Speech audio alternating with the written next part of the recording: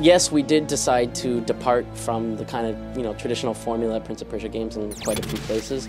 I think it's important to point out, though, that we didn't do it blindly. It wasn't just like, oh, let's rip it up and start over because we can. It was a conscious decision. I mean, when we started conception 2.5 years ago, this was right after the Two Thrones. We knew what we had. I mean, we knew we had a formula that had legs, that had potential. You got your hero who can swing a sword and run on walls. He can run and jump and flip and fight.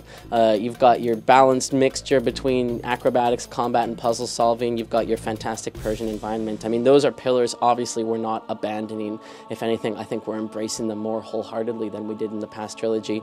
But at the same time, we also had certain things that we said, you know what, we don't need these. We don't actually need Sands of Time. And a lot of people said, oh my God, you can't make a Prince of Persia game without Sands of Time. And my answer is, oh yeah, watch me. Like, yes, we can make a Prince of Persia game without the Sands of Time. And we are making a Prince of Persia game without Sands of Time.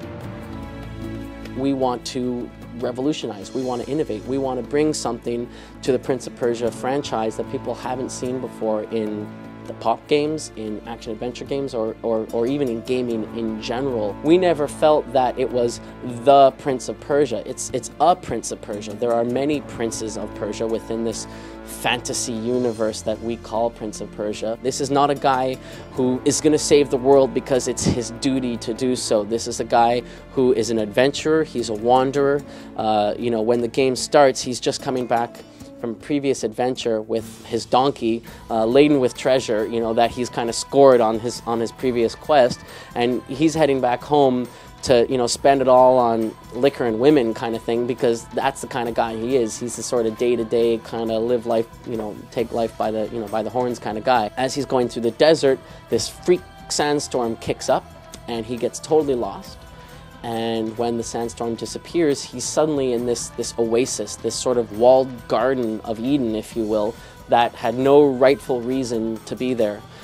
In runs this beautiful, mysterious woman, smacks into him, grabs him by the hand and says, come with me, we gotta go right now. Just as they break out into the sort of heart of this garden, if you will, this oasis, they see this large tree, the Tree of Life, come crumbling down, and the god of corruption, Ahriman, escaping and infecting the entire world, all of this walled garden, if you will, with his corrupting energy, which drives out all life, all beauty, all light, turning the world into this very dark, foreboding, scary kind of place. And the quest set before the prince and Elika, and of course there's a whole story behind it, is that they must systematically go through this world, this walled garden, and use Elika's magical abilities, these newfound magical abilities that she didn't ever know she had,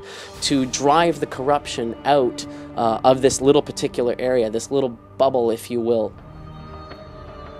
And of course, if they fail in their quest, the walls of this oasis will eventually fall, and Ahriman will spread and infect the entire world.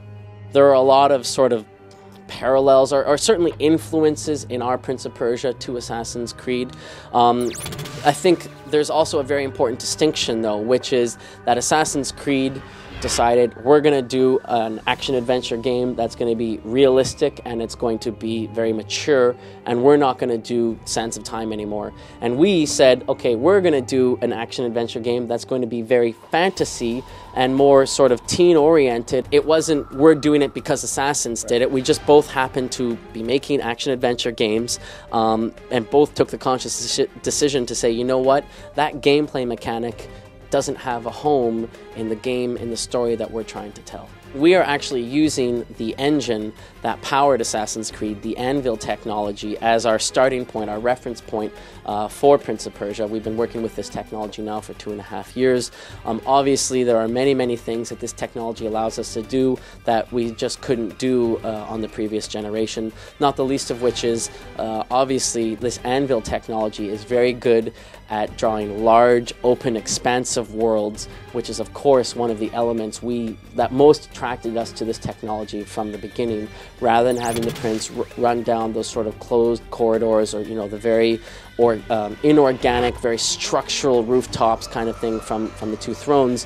Now we can literally have him wall running and jumping and rebounding off of cliff faces in large sort of open, oasis type environments, because the engine is very adept at handling the sort of technical constraints and technical challenges when you're doing a large open world environment like